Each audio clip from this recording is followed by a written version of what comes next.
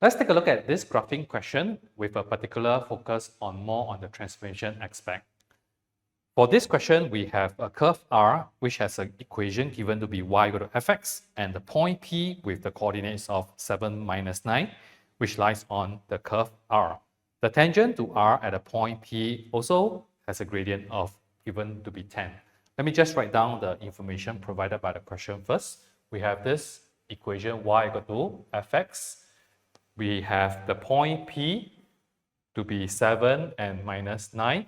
And at that particular point where x is equal to 7, I will know that my f prime 7 will be given by a value of 10. For part A, the curve C is obtained from R by applying the following two transformations. The first transformation will be doing a scaling parallel to the y-axis with a scale factor of 3. And the second transformation will be doing a translation in the negative x direction by 4 units. And we are supposed to find the coordinates of the point on C corresponding to point P.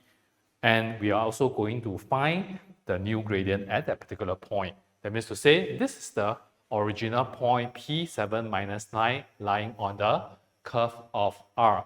And after we have these two transformations, this point actually is being transformed to another point. And this is the point we need to find.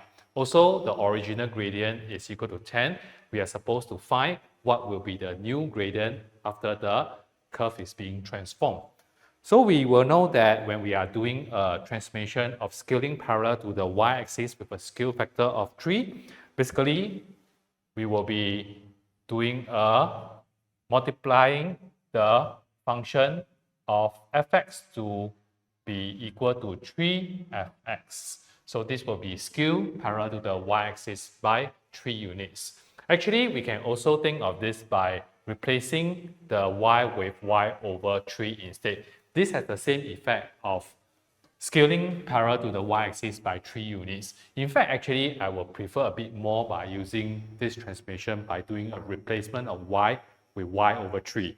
The previous one, which I mentioned just now, which is y equal to 3fx, can only be applied provided the expression will be y in terms of fx only. But we know that sometimes when we have some equation where you need to do transformation whereby it's not y in terms of fx, like for example, a circle or ellipse.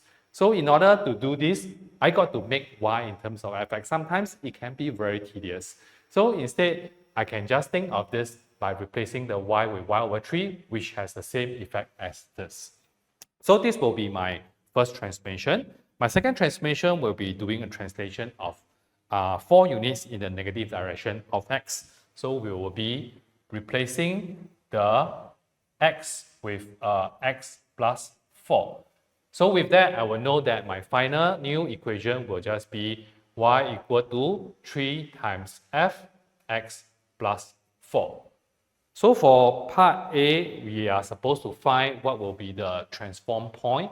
There are two methods. The first method, by looking at this, I will know that I can actually sub x equal to 3 inside. Because when sub x equal to 3 inside, I will have a f7. So basically, this actually, I can rewrite it to be when my x is equal to 7, I'll get a value of minus 9. So in this case, if I have to let x be equal to 3, I will have a y equal to 3 times f. 3 plus 4 is equal to 7. So I can actually sub my f7 to be equal to minus 9. So we have a 3 times minus 9 equal to minus 27. So I will know that my new point, that is the transform point of point P, will just be 3 and minus 27. Alternatively, I can think of this, I'm doing a transformation for scaling parallel to the y-axis by 3 units. I'll be multiplying this by 3, so I get minus 27. And after that, translation in the negative direction of x, which will give me 7 minus 4. So I will also get 3. So these are two different ways of doing this. I can just do a bit of conclusion. Therefore, the corresponding point of P on C is given to be 3 minus 27. And the next part of this question also wants us to find the gradient at that particular point. Originally, the gradient is equal to 10. So I can actually do a differentiation for this equation. From here, differentiating this, I will end up with a 3f prime x plus 4. And in order to find the gradient at the transform point, actually now is at x equal to 3. So by putting x equal to 3 inside, I'll have a 3 times f prime, 3 plus 4, which will give me 3 f prime 7. And since we know f prime 7 is equal to 10, I can sub this inside. We have a 3 times 10, which give me 30. So this will be the gradient of the transform point. Gradient at this point will be given to be 30. Okay, now let's look at part B of this question. Now we have another new curve D, and it has an equation of y equal to 1 over fx. Find the coordinates of the point D corresponding to point P. So point P is being transformed to be 1 over fx. And this 1 over fx, we need to remember it is not the same as an inverse. This is never the same because this is the reciprocal of the function. This is the inverse of the function. They are not the same. So for the first part, we want to find the corresponding point of this one after transformed via 1 over fx.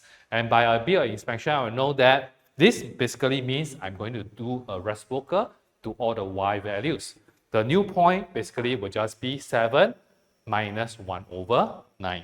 So I can conclude now. The corresponding point of P on D is just 7 minus 1 over 9. The value of x will remain unchanged, and I'm just doing a reciprocal for the value of y. Right, and the next part of this question also wants us to find the gradient at that particular point. And since we have this new function already, we can just do a differentiation of this one directly first. So this, I can think of this to be y equal to fx to the power of minus 1. And I can immediately do a differentiation in terms of my fx.